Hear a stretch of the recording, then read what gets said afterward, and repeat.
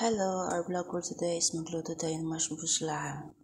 May onion tayo, may garlic, may ginger, may cinnamon stick, may cardamom, may peppercorn, may cloves, may bay leaves, may dry lemon, and then ito pang toppings. Ito naman yung mga spices natin. May coriander powder, turmeric, curry,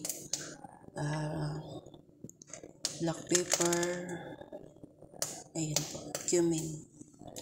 Tsaka ito naman ating meat. At may ano pa din pala to, meat powder.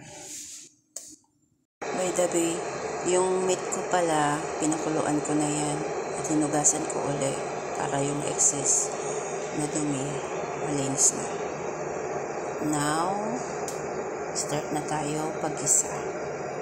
Mainit na yung mainit na yung mantika sa kaldero. Lagay na natin yung bawang.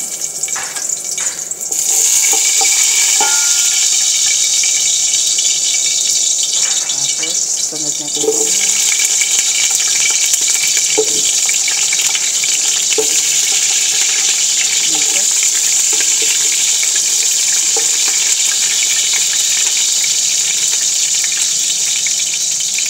Sabot natin yung ginger.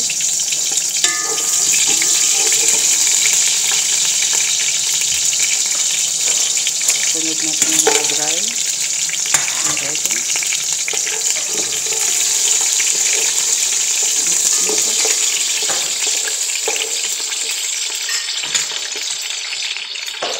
Sunod natin yung perlahan.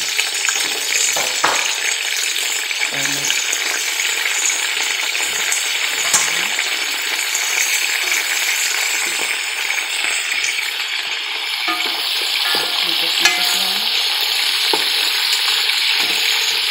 hanggang mahalo lahat. Ganyan lang po ang paggawa sa mashed buslahan. Ayan ko po sa iba, depende po kasi magkaiba po kasi kung paano ang processing. Sa amin dito, ganyan na po.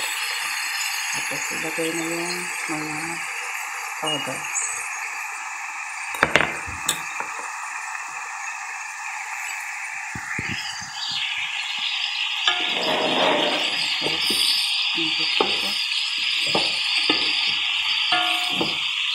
By the way, nagpakulo na ako ng tubig para isabaw natin. Yan, yan po. Tapos, lagyan na natin ng sabaw para sa pagpapalambot. Tapos, gaganyan ko yung sabaw kasi dito ako kukuha ng para sa rice at para sa soup nila. Yung tinawag nilang sorba. Ngayon na tayo ng tubig. Tuloy na kasi yung tubig. Ayan, maghintay na lang tayo malambot at kukunin na natin yung sabaw niya para sa rice natin at saka sa shorta. Ganyan lang po ang paggawa ng mashed buslahan. Kung lalambot na yung karne, depende na po yan kung i-fry nyo ba or ilagay nyo sa oven. Dito kasi pinapry ko lang yan saglit.